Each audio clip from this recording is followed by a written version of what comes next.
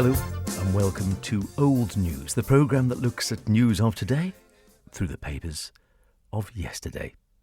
The Grand Prix, love it or hate it, it's here. It must have featured in the papers before. Indeed it has. Take your pick. Well, I have. Just a small selection. How about Miss Grand Prix 1934? An article from the Isle of Man Examiner, August the 3rd of that year. Always on the lookout for new ideas, it says, and always ready to consider new schemes which might help to promote further public interest in one of the greatest, if not the greatest, sporting events on the Manx calendar. The committee of the Manx Motorcycle Club have, within the last few days, devised a unique scheme which, if successful, and there is hardly any doubt that it will be, should obtain worldwide publicity, if only for its novelty, and give this year's Manx Grand Prix races that little something the others haven't got. Here is the idea. The annual dance and cabaret in aid of the funds for the meeting is to be held at the Villa next Thursday, August the 9th. During the proceedings, a beauty contest will take place. This will be open to all, with the exception of professionals, whatever professional beauty is, and the winner will become Miss Grand Prix 1934. Miss M.G.P. will be the guest of the club during the racing period, and it is proposed she will start each race in conjunction with the timekeepers with the Manx flag and flag the winners in as they finish in the accustomed manner. In addition to these duties, Miss M.G.P. will also officiate in many other capacities during her term of office. Would it work now? Maybe not. The competition is to be judged by Miss Edith Hammond, a professional London mannequin and a photographic model who is at present Miss Gloucestershire. She's appeared in a number of film productions, and her successes include finalist in the England Beauty Contest for the title Miss Britain 1932 and Personality Girl of England and finalist for the title Miss England 1934. The noise factor, or indeed just annoying the locals, seems to have been an issue for a wee while as well. How about this? The Mona's Herald from Tuesday, September the 10th, 1935. Leaving the island to get peace. People who take a holiday during the race periods and the High Bailiff's criticism of noisy racing machines. M.G.P. competitors in court. Manx people, we are told, are being forced to leave home because of the terrific din caused by racing motorcycles.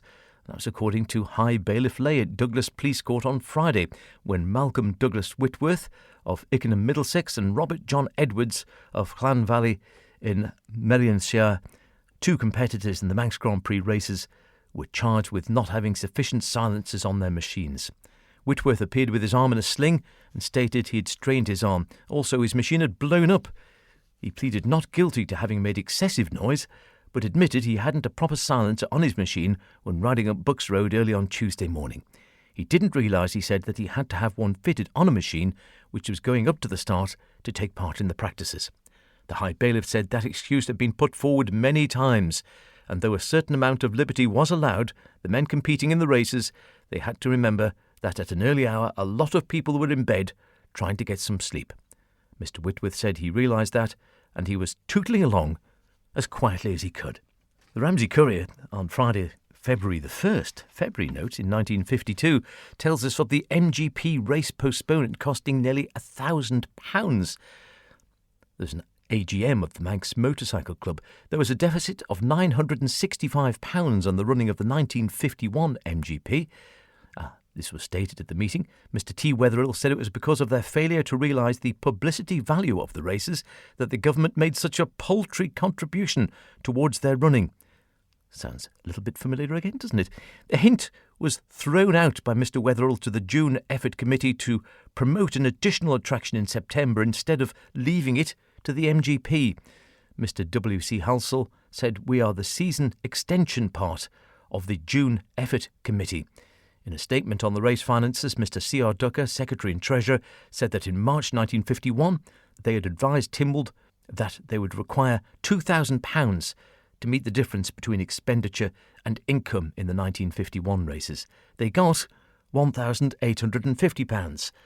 I think the same members of the Treasury are still there.